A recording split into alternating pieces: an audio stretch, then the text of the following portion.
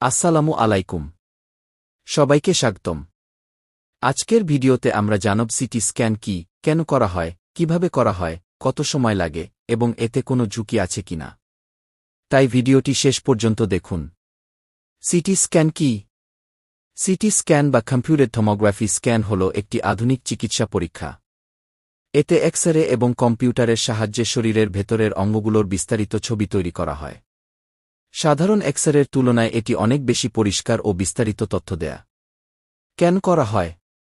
ডাক্তাররা সাধারণত CT scan করতে বলেন মাথায় আঘাত বা স্ট্রোক সন্দেহ হলে, ব্রেনে রক্তক্ষরণ আছে কিনা দেখতে, ফুসফুসের সমস্যা বা নিউমোনিয়া পরীক্ষা করতে, কিডনিতে পাথর শনাক্ত করতে, ক্যান্সার নির্ণয় ও পর্যবেক্ষণের জন্য, হাড় ভাঙা বা অভ্যন্তরীণ আঘাত পরীক্ষা করতে।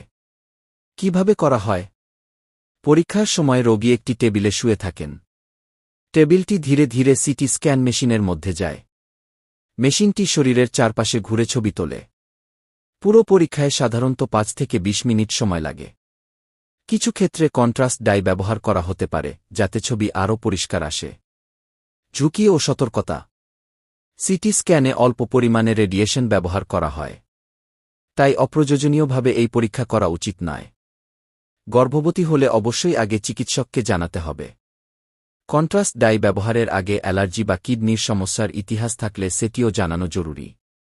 সঠিক রোগ নির্ণয়ে সিটি স্ক্যান একটি অত্যন্ত কার্যকর পরীক্ষা।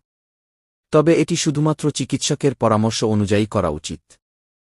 ভিডিওটি ভালো লাগলে একটি লাইক দিন, বন্ধুদের সঙ্গে শেয়ার করুন এবং স্বাস্থ্য বিষয়ক আরও তথ্য পেতে আমাদের চ্যানেলটি সাবস্ক্রাইব করুন। সবাই ভালো থাকুন। আল্লাহ হাফেজ।